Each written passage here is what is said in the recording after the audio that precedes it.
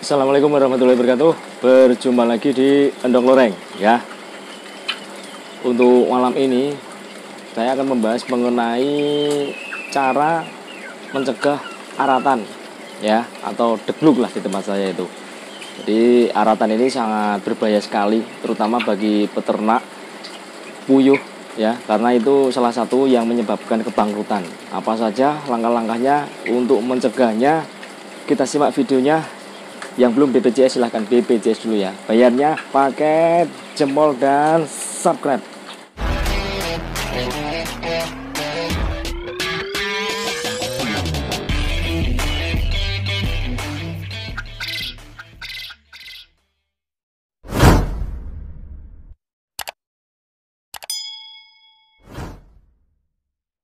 Oke teman-teman ya. Jadi ini menurut pengalaman saya, cara untuk mencegah aratan, karena dalam beternak puyuh itu aratan merupakan hal yang fatal. Itu yang menyebabkan peternak gulung tikar, terutama bagi peternak-peternak pemula yang masih belajar ternak, modalnya belum balik, ngerti-ngerti wis kena aratan. Guys, modar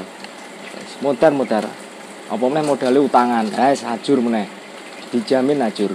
Terus kalau sudah kena aratan, nanti pasti dia berasumsi kalau beternak puyuh itu rugi. Nah, itu kesalahan fatalnya ada di situ. Yang berasumsi fatal ada di pemikiran kita sendiri, dan salahnya ada di kita sendiri, bukan ada di puyuhnya.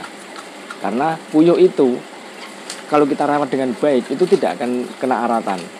Nah, saya juga pernah mengalaminya, kena aratan, yaitu pada awal saya beternak puyuh. Ternyata puyuh itu sangat rentan sekali terhadap penyakit. Yang pertama yaitu tentang virus aratan, atau dalam bahasa ilmiah adalah flu burung atau H5N1 ya. Seperti itu yang menyebabkan puyuh itu tiba-tiba mati. Tidak ada angin, tidak ada hujan, wis ngerti-ngerti mati wis ngono ae. Manuke iki ta ngerti-ngerti do gleber-gleber terus blok, gleber-gleber blok. Nah, ngono kuwi. Nah, itu yang menyebabkan bangkrut. Saya sedikit bercerita ya. Awal saya berternak puyuh dulu itu, saya itu menyepelekan hal tersebut ya. Saya sepelekan hal tersebut. Terus aratan, degluk yo apa? Ora nek kena lah. Dan seperti itu kan.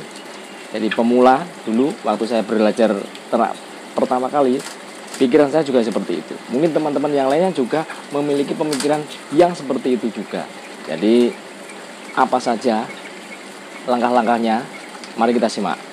Nah, jadi dalam beternak puyuh dulu itu saya membiarkan kandang yang terbuka. Kandang itu terbuka lebar sekali, wis ora trimo terbuka lebar blak-blakan kandang kumbien. Nah, kabeh iso mlebu metu, termasuk pitik ya iso mlebu metu, wong kabeh, wong umum mlebu kabeh. Jadi tidak ada ruang sterilisasi ataupun ruang di kandang puyuh itu kita jaga sterilisasinya, kita jaga kebersihannya sehingga meminimalisir tertularnya virus. Nah, dulu saya tidak seperti itu. Wis angger tak ingoni, tak pakani, tak rumati, terus pakai ngombe, ndok, wis ngono ae kan. Ngerti-ngerti manuk kuwi mau do meneng wae tenger-tenger terus mati. Nah, gejalanya awal itu puyuh itu pada diam semua. Puyuhnya pada diam semua, tidak ada aktivitas. Satu kotak ini pada diam. Terus telurnya itu pada putih-putih lembek-lembek. Kotorannya becek dan putih seperti kapur. Nah, seperti berak kapur seperti itu. Putih, kayak mencret lah, seperti diare seperti itu. Nah, dulu itu saya menganggapnya sepele sebelum kena itu. Jadi orang itu semuanya bebas keluar masuk ke kandang saya. Wes bledang. Orang umum, saya pun juga setelah main kemana, main ke kandang temen, langsung masuk. Ada ayam di sebelah, itu bisa berkeliaran di sebelah kandang. Terus kemudian ada sirkulasi udara karena terbuka, virus yang dari luar bisa masuk. tidak ada sterilisasi, penyemprotan dulu itu tidaklah saya lakukan seperti itu. Jadi saya anggap sepele seperti itu. Yang penting tak hormati, tak pakani. Nah, akhirnya begitu kena aratan, saya baru sadar ternyata puyuh itu lebih rawan kena aratan daripada unggas-unggas yang lainnya. Nah, patokannya seperti ini. Kalau di luar sana ada ayam liar ataupun unggas liar yang terkena aratan atau terkena degluk, unggas tersebut tiba-tiba mati, apalagi kandang kita ini ada kontak langsung dengan unggas-unggas tersebut, dijamin pasti entek puyuhe. Wis ora mungkin ora. Kalau sudah seperti itu, kita tidak bisa menanganinya. Kita semprot, kita obati, apapun itu caranya, wis ora bakal iso. Ora bakal iso. Dulu saya pernah melakukannya setelah ada yang kena aratan satu kotak itu 2000 ekor ludes. Ludes. Memang rencananya saya tidak mau akhir puyuh saya. Jadi 2000 ekor itu saya biarkan sampai sembuh lah. Aku penasaran mosok aratan ra iso diatasi. Kan. Saya penasaran memang, ngeyelan memang. Ya. Jadi saya biarkan semampu saya untuk memutus rantai penularan virusnya. Saya tidak berniat untuk menyembuhkan yang sudah kena, cuma ingin memutus biar tidak menular ke puyuh-puyuh yang lain. Caranya saya sudah lakukan penyemprotan, penyemprotan desinfektan, tak obati, obat opo wae nganti obat wong, ya, obat watuk, oskadon, flu, mixagrip, kabeh obat dari apotek.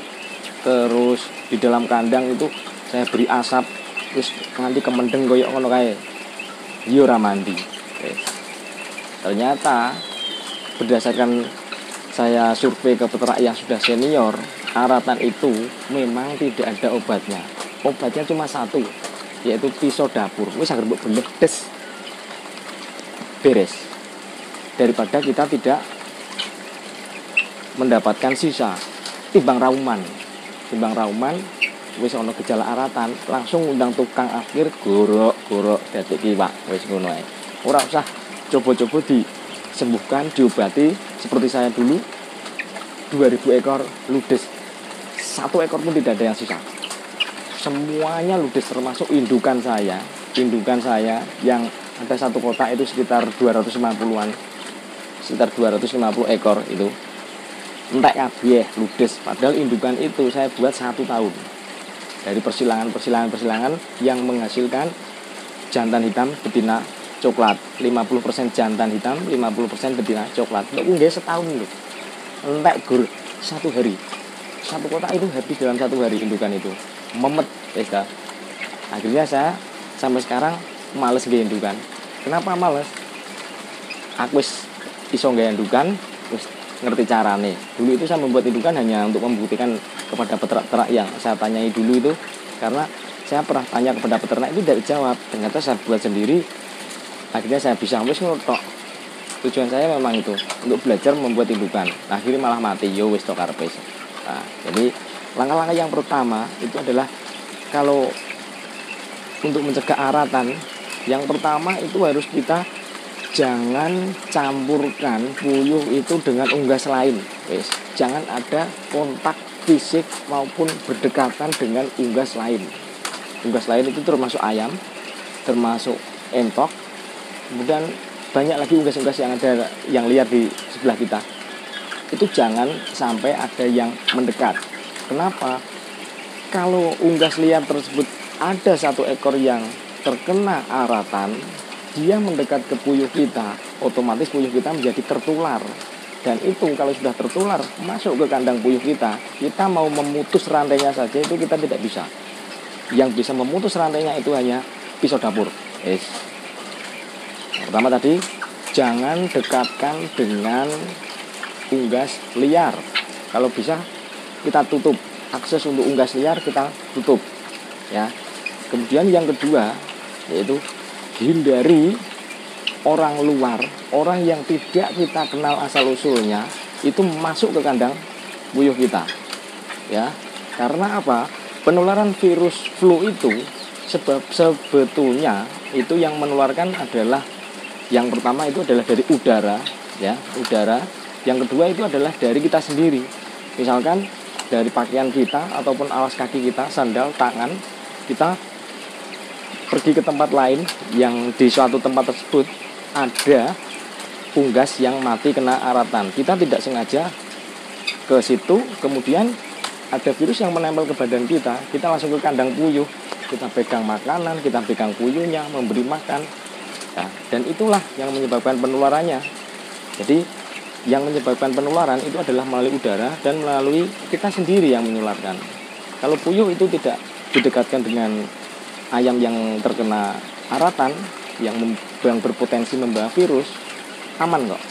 Kemudian dari kitanya sendiri, kita itu kalau mau masuk ke kandang puyuh, kita pastikan dulu tubuh kita itu benar-benar steril.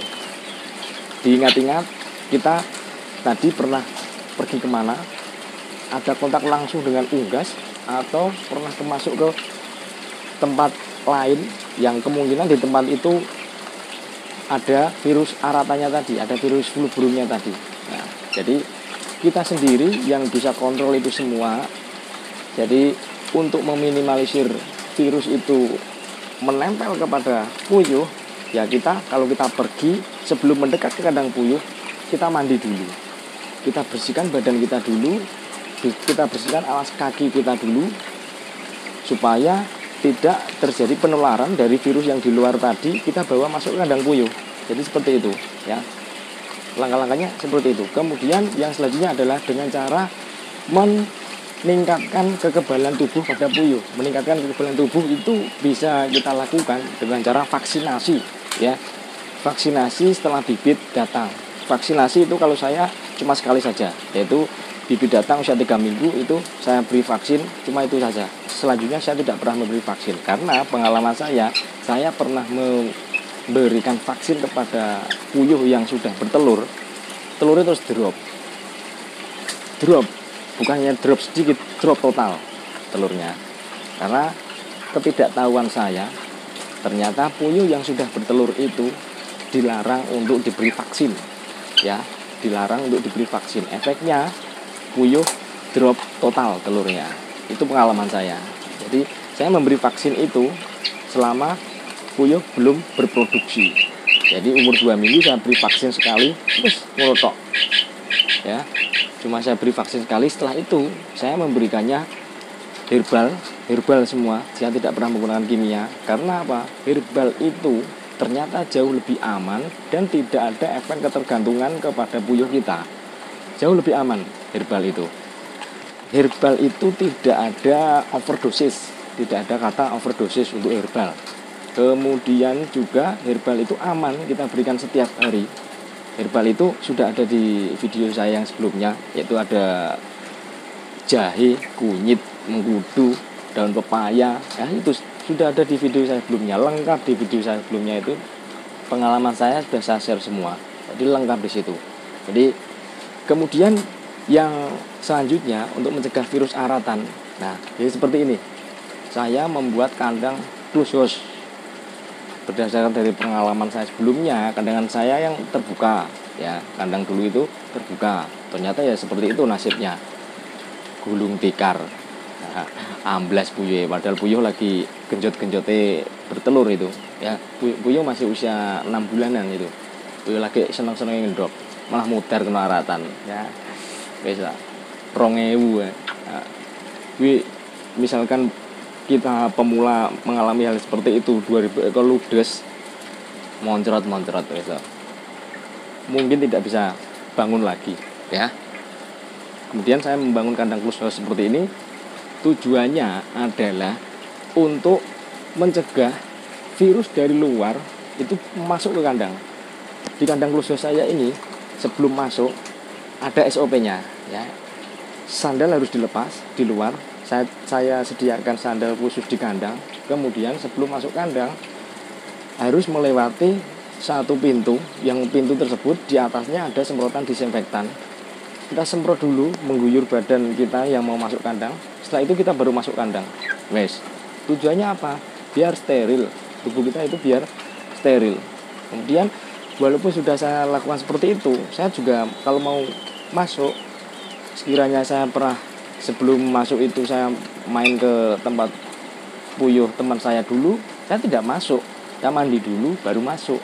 Jadi satu hari saya masuk ke kandang ini hanya pagi dan malam, wes gitu, pagi dan malam.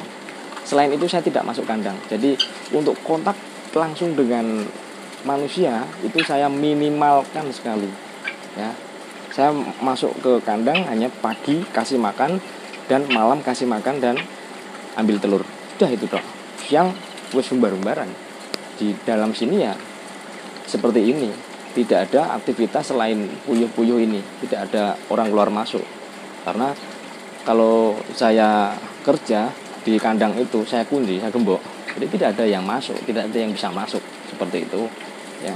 Tujuannya adalah untuk meminimalisir kontak fisik manusia yang kemungkinan mengandung virus dari luar yang akhirnya nanti bisa menimbulkan flu atau aratan yang berdampak ke puyuh kita. Lah nek wis tak model kaya ngene iki tutupan rapet, tak kei AC, tak kei blower, ngisore jek keramik, sandale wis sandal anyar, khusus nggo kandang, jek kena aratan, ya wis lillahi taala welahku. Wis nasibku ngono wis. Kena aratan ya wis nasibku. Yang penting saya sudah berusaha meminimalisir kontak fisik dengan manusia ataupun udara dari luar itu tidak bisa masuk. Nah, kemudian di belakang itu kan ada kipas yang belakangnya menyedot udara dari luar masuk ke dalam. Nah, kipas itu belakangnya ada yang di video saya sebelumnya itu ada sel deck dari bekas kondensor AC, dan itu airnya saya beli Prostek Vixal untuk membersih lantai itu loh ya. Untuk membersih lantai saya beri di airnya. Tujuannya apa? Udara yang dari luar itu sudah tersaring dengan air yang mengandung itu tadi, pembersih porselin itu tadi. Nah, kenapa saya pakai pembersih porselin? Saya baca di petunjuknya, pembersih porselin itu membunuh kuman-kuman, tulisannya kuwi. Nah, dan saya meyakini kalau membunuh kuman-kuman saya kasih itu di airnya. Jadi wis tujuannya ben steril lah. Udara nang jero kandang iki ben steril. Nek wis tak model kaya ngene iki jek kena aratan. Wis yo lillahi taala wis nasibku elek pol wis ngono kuwi. Ngono ya. Jadi itu langkah-langkah untuk mencegah aratan. Yang pertama tadi adalah hindari kontak fisik dengan ayam, dengan unggas-unggas liar. Yang kedua adalah kalau mau masuk kandang kita harus bersihkan badan dulu agar tidak berpotensi membawa virus dari luar masuk ke kandang. Kemudian sirkulasi udara itu yang penting, karena virus flu itu ditularkan melalui udara ya. Kalau ada udara luar tersebut ada unggas yang mati masuk ke kandang puyuh, ayo bablas rak puyuh ya. Cuma satu solusinya, yaitu apa? Pisau dapur. Pisau tok. Wis sampeyan pisau ora mandi. Aku wis mbuktekno dhewe 2000 ekor mudar kabeh ludes manukku. Nah, ya. Jadi seperti itu. Pengalaman saya itu, curhat saya seperti itu, ya. Kalau ada yang salah, ya silahkan dikoreksi, silahkan dikritik di kolom komentar. Nanti kalau ada yang komentar bertanya pasti saya jawab, atau mau gabung grup WA ada di kolom deskripsi. Kalau mau chat saya juga nomornya ada di grup WA, itu ada semua. Dijamin yang chat saya, yang WA saya, yang telepon saya pasti saya angkat, pasti saya jawab. Wis ngono ae. Saya selalu menghargai pertanyaan-pertanyaan dari teman-teman, ya. Pertanyaan sekecil apapun, serumit apapun akan saya jawab sebisa saya dan menurut pengalaman saya. Jadi nggak aku nek jawab ora ngarang, ora ngawur. Wis pengalamanku yang ini, nek aku jawab iso ya tak jawab iso, nek ora tak jawab ora. Wis ngono ae, gampang ya. Jadi seperti itu. Itu adalah pengalaman saya, semoga bermanfaat. Yang belum BPJS silahkan BPJS dulu ya, bayarnya pakai jempol dan subscribe.